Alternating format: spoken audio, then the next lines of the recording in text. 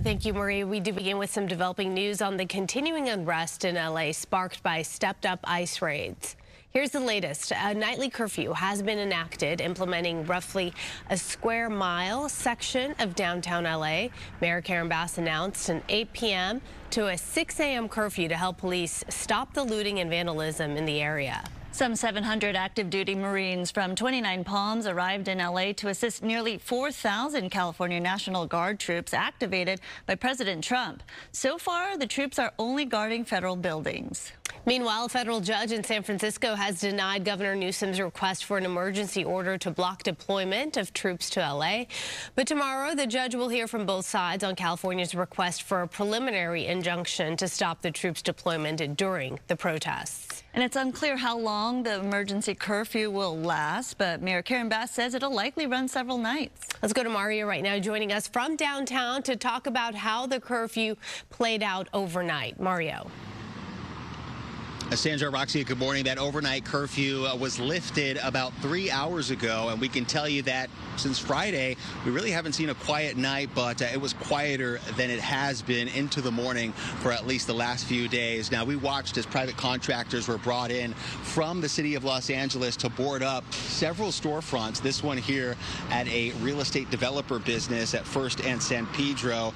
And just down the block, also quiet at LAPD headquarters. That's where groups have been gathering for days. After officers started enforcing that emergency curfew overnight, it's been quiet. What are you guys doing? Going home? You guys know there was a curfew, right? 8 p.m.? The LAPD taking that curfew very seriously, rounding up this group of at least 4 minors. They were handcuffed and taken into custody, then transferred to the LA County Juvenile Detention Center as those protests and unrest have stretched into a 5th day with multiple demonstrations around the downtown area. LA Mayor Karen Bass with Police Chief Jim McDonnell announcing that emergency curfew from 8 p.m. to 6 a.m. to prevent the ongoing criminal activity that's mostly been happening in the overnight hours by agitators and opportunistic criminals.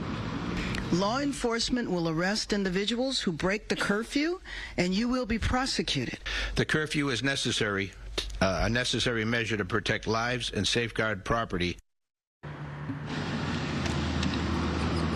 And we have a look at Bull's men's clothing store in Little Tokyo. This is on San Pedro Street as well, where LAPD investigators say a suspect shot out the storefront window with what appeared to be a BB gun before taking off in a silver sedan and later being arrested.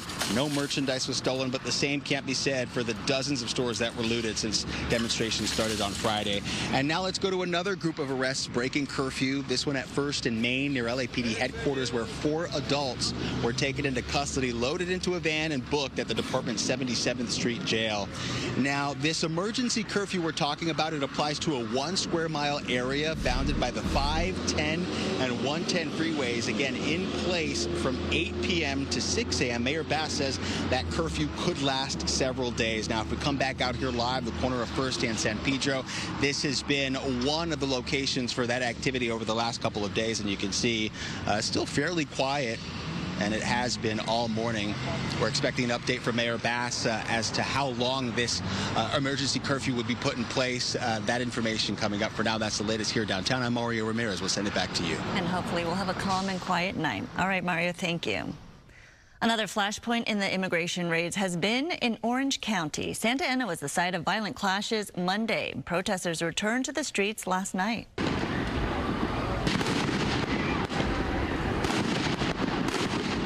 You see there fireworks lighting up the sky as the crowd gathered near the area of Bristol and First last night. There were plenty of Mexican flags, signs, and chants as law enforcement stood watch near the intersection there. Authorities say 3 people were arrested last night. The protests were triggered by multiple immigration enforcements in Santa Ana Monday morning. Hundreds of Marines have arrived in Southern California, and they're getting ready to take their place alongside National Guard troops. And this morning, we're hearing from the general in charge of the operation, and Gigi Graciette is live in Los Alamitos with the very latest. Gigi? That's right. We're learning more about the National Guard, the California National Guard primarily, which has been activated. 2,000 troops already here. We are live this morning at the Joint Forces Training Base in Los Alamitos, now home to those 2,000 members, primarily from the California National Guard, as they await 2,000 more National Guard, which have now been officially activated and federalized. That means they're now taking orders not from the state of California, but from the federal government. And take a look, because also in town, 700 U.S. Marines that are stationed at another base where they are undergoing civil disturbance, unrest, and crowd control training. Now, the Marines will join the National Guard in protecting federal buildings and also protecting federal ICE agency agents during their immigration enforcement operations. Now, the Major General stressed they do not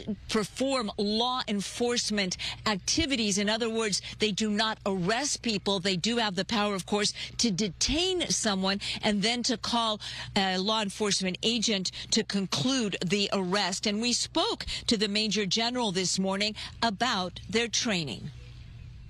They are trained to use their weapons, to actually have their weapons, to do their personal protection.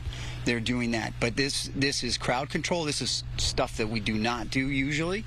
And this is working with federal law enforcement and really working. They're in the lead. We're supporting them. It's really about protecting federal facilities and federal personnel as they do their job. When all is said and done, there will be 4,000 National Guard in Los Angeles, along with the 700 Marines. When asked how long they are deployed for or assigned to our area, the Major General said as long as the federal government wants them here. So no end date for that. We are live this morning in Los Alamitos. I'll send it back to you. All right, Gigi, thank you for those details. Now, Governor Gavin Newsom is addressing the presence of the National Guard and those Marines here in Los Angeles, ordered by the Trump administration. He accused the president of overstepping his authority and supporting violence when it suits him. Trump, he's not opposed to lawlessness and violence as long as it serves him. What more evidence do we need than January 6th? This is about all of us. This is about you.